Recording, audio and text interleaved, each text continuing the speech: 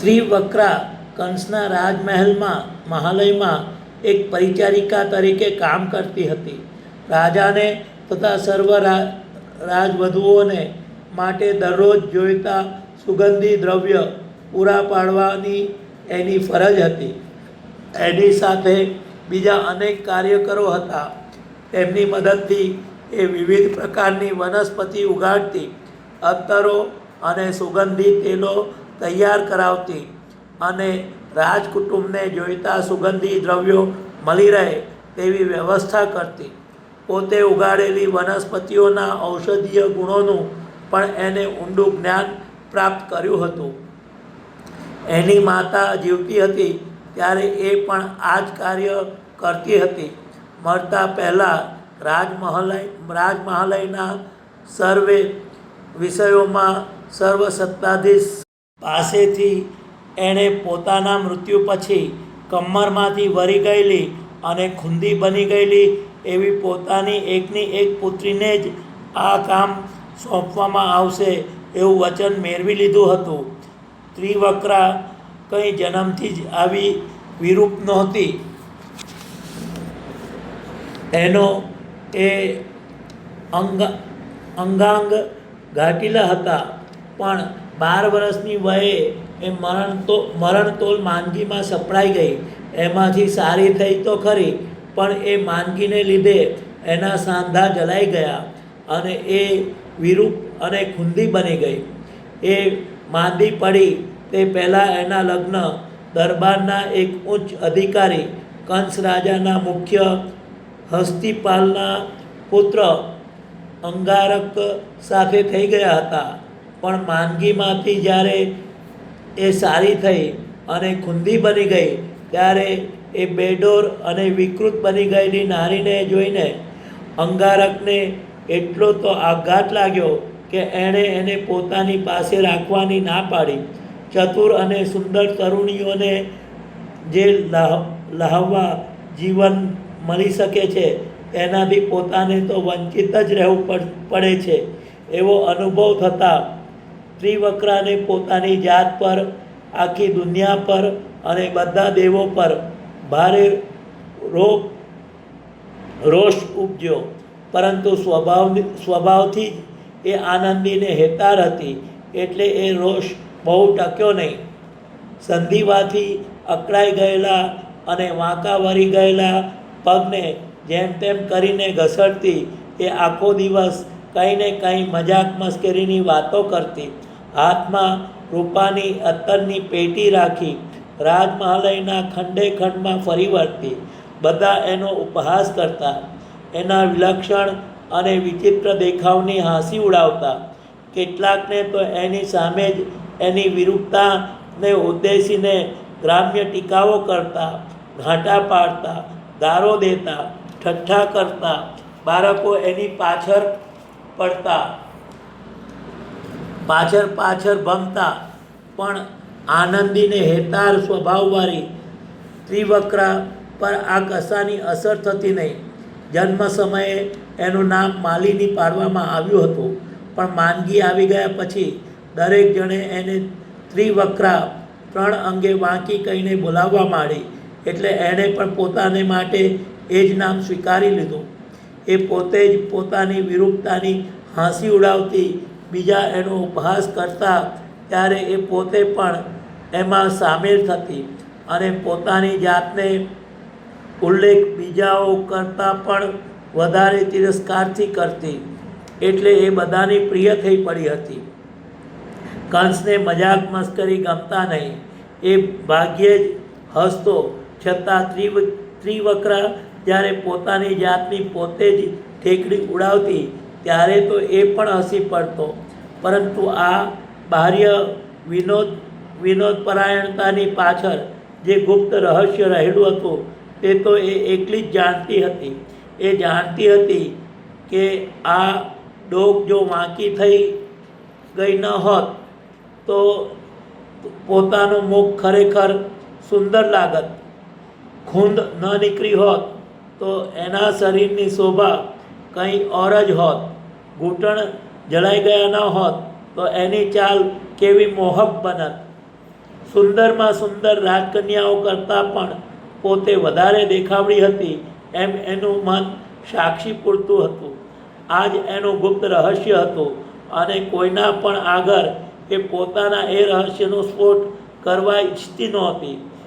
તેમજ આ બધી ભ્રમણા છે એમ માનવા પણ તે તૈયાર નહોતી.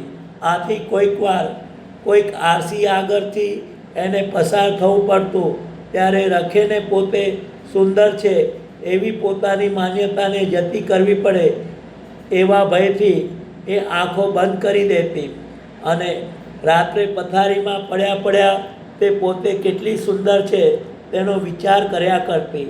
પછી પોતાના ઈષ્ટદેવ ભગવાન શંકરની એ પ્રાર્થના કરતી કે હે ભગવાન, હું ખરેખર સર્વાંગે કેવી સુંદર છું, તે બીજાઓને પણ જોઈ શકે એવું કંઈક કર. વર્ષોના વર્ષો સુધી દરેક રાત્રિએ આ પ્રમાણે શંકરની પ્રાર્થના કરીને ત્રિવક્રાને લગભગ ખાતરી થઈ ગઈ હતી કે અત્યાર સુધી પોતાને સાચા સ્વરૂપનું દર્શન કરાવવાનું સૌભાગ્ય જે મને હજી સુધી મળ્યું નહોતું તેમને ભગવાન મહાદેવની કૃપાથી હવે એવું સૌભાગ્ય સાંપડશે. સૌનો તારણહાર દેવકીનો 8મો પુત્ર જીવતો છે એવી વાત 3 દિવસ પહેલાં એના કાને આવી હતી.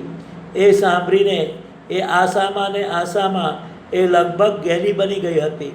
તારણહાર કદાચ મથુરા પણ આવી પહોંચશે અને પોતે કેવી સુંદર છે તેનું દર્શન એ બીજાઓને કરાવશે એવી આશા એના મનમાં જાગૃત થઈ અને સજલ નયને અત્યંત ગંભીરતા અને શ્રદ્ધાપૂર્વક એણે પ્રાર્થના કરી, હે દેવાધિદેવ મહાદેવ, દેવકીના પુત્રને જલ્દી મથુરા મોકલી આપ. એ આ આંધ્રા લોકોની આંખ ઉઘાડશે અને હું ત્રિવક્રા નહીં પણ ખરેખર કેવી સુંદર છું તેનું ભાન એમને કરાવશે. અને પછી નંદનો પુત્ર મથુરા આવે છે એ સમાચાર એણે રાણીઓ પાસેથી સાંભળ્યા. નંદનો પુત્ર આવવાનો છે એમ જાણીને એ રાણીઓ આનંદમાં આવી ગઈ હતી, કારણ કે સૌને ખાતરી હતી કે કંસ જલ્દીથી જ એનો નિકાલ કરી નાખશે. ત્રિવક્રાને રાણીઓની આ વાતથી ઘણો આઘાત લાગ્યો. એને તો પોતાનો તારણહાર આવી પહોંચશે એમ જાણી આનંદ સમાધિ લીધી. કૃષ્ણ મથુરા આવે છે એવા સમાચારને દરેક જણે આનંદથી વધાવી લીધા. કંસના વફાદાર માણસોને લાગ્યું કે હવે રાજ્યના એ મોટામાં મોટા શત્રુનો ટૂંક સમયમાં જ નિકાલ થઈ જશે અને પોતાના ભાગ્યોદયની આડે આવેલા વિપત્તિના વાદળા વિખરાઈ જશે. બીજે પક્ષે જે યાદવો અને મોટાભાગના પ્રજાજનો કંસથી ભય પામતા હતા અને એનો દ્વેષ કરતા હતા, તેઓ આતુરતાપૂર્વક અને આનંદથી કૃષ્ણના આગમનની પ્રતીક્ષા કરતા હતા. કૃષ્ણએ કરેલા અદ્ભુત પરાક્રમો એમણે સાંભળ્યા હતા. રાજમહાલયમાં જાતની અફવાઓ પ્રસરી રહી હતી. દેવકીનો 8મો પુત્ર, તે જ આ નંદનો પુત્ર, એણે રાક્ષસોનો સંહાર કર્યો હતો, ઇન્દ્રદેવની અવગણના કરી હતી અને પોતાની ટચલી આંગળી ઉપર ગોવર્ધન પર્વતને પણ ઉચક્યો હતો. નારદે ભાખેલી ભવિષ્યવાણી મુજબ એને હાથે કંસનો વધ થવાનો છે એમ પણ ઘણા કહેતા. ત્રિવક્રાને થતું કે આ બધી વાત જો સાચી હોય તો પોતાને સ્વપ્નમાં જે દેવના દર્શન થતા તે આ નંદનો પુત્ર જ હોવો જોઈએ. 3 દિવસ સુધી નિંદ્રા ન આવવા છતાં ત્રિવક્રાની ચાલમાં ઉત્સાહ અને એના હાસ્યમાં આનંદ ઉભરાઈ રહ્યા હતા. એની પ્રાર્થનાને સફળ કરવા સારું પ્રભુ પોતે પધારવાના છે, જેની એ અધીરાઈથી પ્રતીક્ષા કર્યા કરતી હતી, તે તો પોતે હવે આવી પહોંચશે. એ પ્રકારના સ્વપ્નો દિવસભર એ નિરખ્યા કરતી. જીવનના આ પરમ ઉત્સવના પ્રસંગને માટે એણે તૈયારી કરવા માંડી. રખેને લોકો મજાક કરશે એવા ભયથી પહેલાં કદી પણ પહેર્યા નહોતા એવા કિંમતી વસ્ત્રો એણે બહાર કાઢ્યા, સારામાં સારા અત્તરો તૈયાર કર્યા અને એને રાખવાની રૂપાની પેટીમાં ઘસી ઘસીને આરસની જેવી ચરકતી બનાવી. એક દિવસ સાંજે ખબર મળી કે નંદના બંને પુત્રો મથુરા આવી પહોંચ્યા છે અને રોશનીના સરદાર અક્રૂરને ત્યાં ઉતર્યા છે. એ રાત્રે મહેલમાં ભારે ધમાલ મચી ગઈ. લોકોની આવજા એકદમ વધી પડી. અક્રૂર, પ્રગોદ અને કંસના વિશ્વાસુ ખાંધ્યાઓ, વૃત્રધન અને અધ એ સૌ એક પછી એક આવીને કંસ સાથે ગુપ્ત મંત્રણા કરી ગયા. ત્રિવક્રાને પ્રગોદ માટે માન હતું, પણ અક્રૂર એને ગમતા નહીં, કારણ કે એની પાસેથી અત્તર લેવાની એણે ના પાડી હતી. મગધના રાજકુમારનો એ દ્વેષ કરતી હતી, કારણ કે એ હંમેશા એના અત્તરને સુગંધી દ્રવ્યો વિશે ફરિયાદ કરતો. શહેરમાં કેટલાક માણસોને છૂટથી શસ્ત્રો આપવામાં આવ્યા છે એમ એ રાત્રે એના સાંભળવામાં આવ્યું. મહેલમાંની રાણીઓના મન પણ ક્ષુબ્ધ બની ગયા હતા. યાદવ સરદારો રહેતા હતા ત્યાંનું વાતાવરણ તંગ બની ગયું હતું. લોકોના મનને અશાંત કરી મૂકે એવી અફવા પ્રસરી રહી હતી. વૃદ્ધ બાહુક, અંધક અને તેનો પુત્ર ગુમ થઈ ગયા છે. વૃદ્ધ બાહુક, અંધક અને તેનો પુત્ર ગુમ થઈ ગયા છે. મહેલમાં જ એમના ખૂન કરવામાં આવ્યા છે. ત્રિવક્રાને લાગ્યું કે આ બધી વાતને નંદના પુત્ર આવ્યા તેની સાથે કોઈને કોઈ પ્રકારનો સંબંધ હોવો જોઈએ. બીજા દિવસે ત્રિવક્રા સવારમાં ખૂબ વહેલી ઉઠી અને કંસને તેમજ રાણીઓને અત્તર તથા સુગંધી દ્રવ્ય આપી આવી અને પછી બીજા બધા કામ પોતાના હાથ નીચેના માણસોને સોંપી એ મહેલ બહાર નીકળી ગઈ. હાથમાં રૂપાની ચમકતી અત્તરની પેટી લઈને એ અક્રૂરના મહેલ તરફ જવા નીકળી. રસ્તામાં એણે લોકોના ટોરે ટોરા શહેરના મુખ્ય બજાર તરફ જતા જોયા. અનેક તરુણ યાદવો પણ ઉતાવળી ચાલે એ જ દિશામાં જતા એને દેખાયા. એને જોઈને જેમનાથી મજાક ઠઠ્ઠા કર્યા વિના રહેવાય જ નહીં એવા લોકો એના તરફ આજે નજર સરખી પણ નાખતા નહોતા. આ બધું છે શું તે જાણવાનું કુદરતી રીતે જ એનું કુતૂહલ વધી ગયું અને એ પણ ટોરામાં દાખલ થઈ ગઈ. રાજ્યના રંગારાની દુકાન આગળ લોકોનું મોટું ટોરું ભેગું થયું હતું. એ રંગારો કંઈ જેવો તેવો માણસ નહોતો. કંસના, એની રાણીઓના તેમજ મહેલના મોટા મોટા અધિકારીઓના વસ્ત્રોને જ્યારે જરૂર પડે ત્યારે એ રંગીને નવા જેવા બનાવી આપવાનું મહત્ત્વનું કાર્ય એની દેખરેખ હેઠળ કરવામાં આવતું હતું. ત્રિવક્રા ટોરામાંના લોકોને ધક્કા મારતી અને ધક્કા ખાનારની ગારોની પરવા કર્યા વગર આગળ વધી દુકાન નજીક પહોંચી ગઈ. ત્યાં જઈને એણે જોયું તો બે છોકરાઓ અને દુકાનદાર વચ્ચે કંઈક રકઝક ચાલી રહી હતી.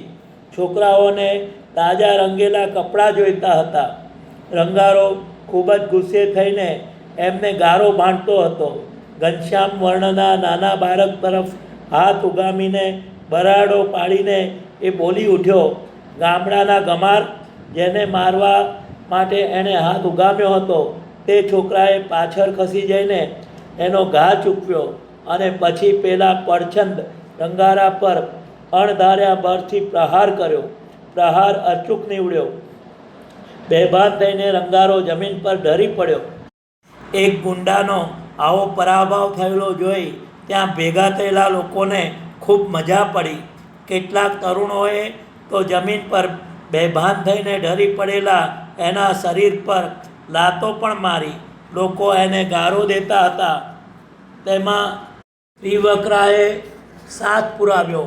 પોતે આવો પડછંડ થઈને નાના છોકરાઓ સાથે લડવા તૈયાર થઈ જાય એ કેવું કહેવાય? છોકરાઓએ શાંતિથી દુકાનમાં દાખલ થઈને પોતાને ગમતા કપડાં કાઢીને પહેરી લીધા.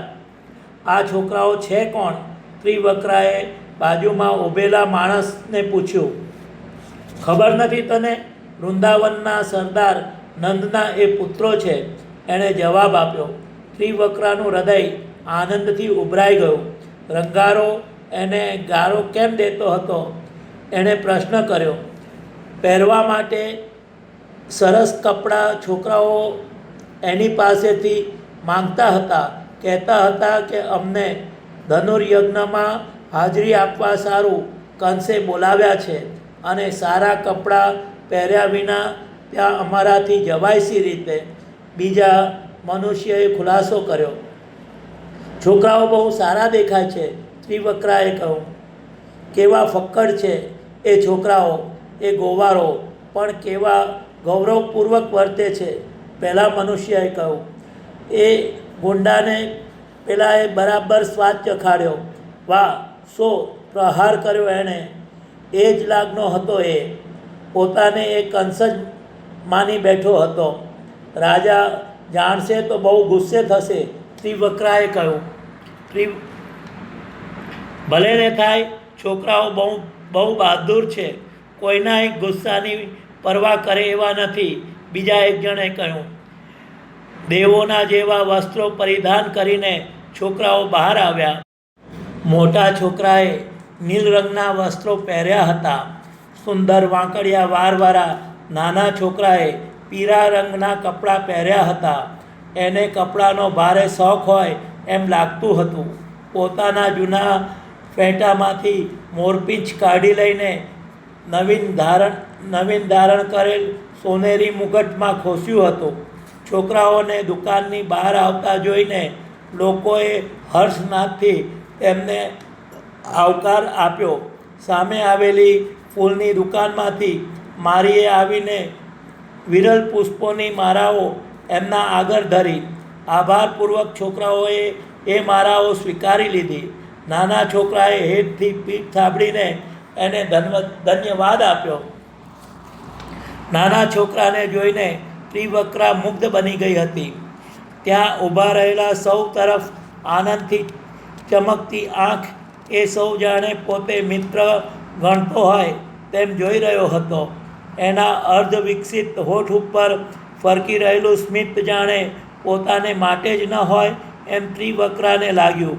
બાજુમાં ઊભેલા એક જણને દૂર ખસેડી અત્યંત ભાવોદ્રેકથી ધબકતા હૃદયે એ આગળ વધી.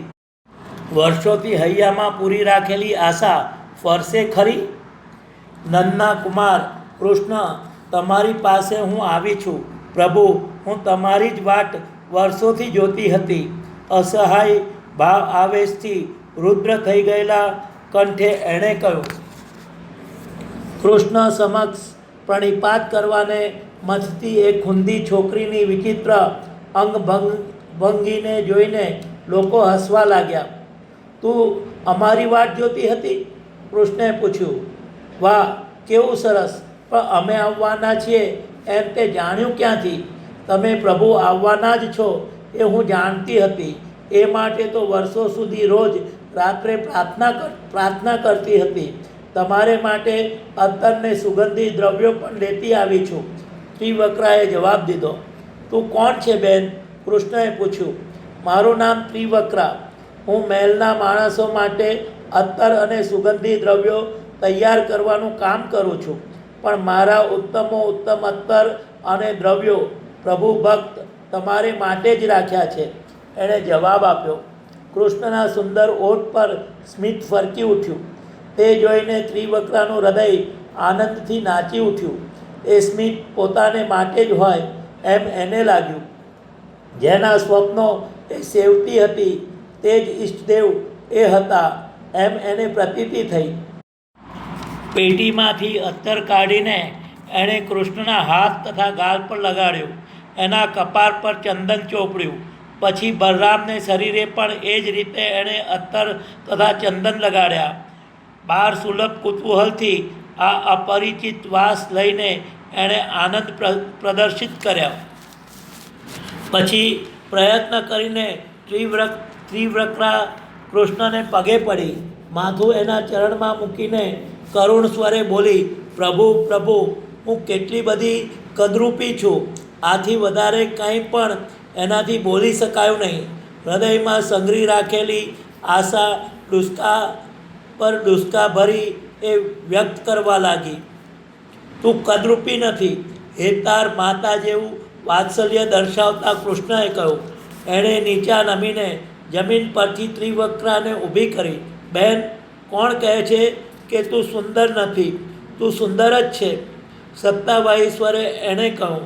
ત્રિવક્રા જમીન પરથી ઊભી થઈ અને હંમેશ જે રીતે ઊભી રહેતી હતી તે રીતે ઊભા રહેવાનો એણે પ્રયત્ન કર્યો, પણ જાણે વિચિત્ર પ્રકારનો અનુભવ થતો હોય એમ એને લાગ્યું. કોઈક અજાણી શક્તિનો સંચાર પોતાના દેહમાં થઈ રહ્યો હોય એવી લાગણી એને થઈ આવી. ટટ્ટાર ઊભા રહેવા માટે એણે પ્રયત્ન કર્યો અને એ પ્રયત્ન સફળ પણ થયો.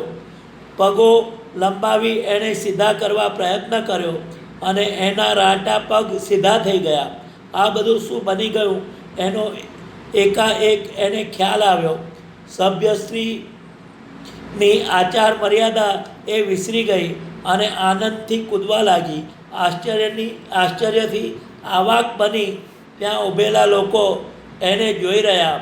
પ્રભુ, તમે તો સુંદર અને સ્વસ્થ બનાવી દીધી, એમ બોલીને એ ફરી કૃષ્ણના પગમાં પડી અને અપાર આભારની લાગણીથી પોતાના દીર્ઘ કેશ કલાપ વડે એના પગ લૂછવા લાગી.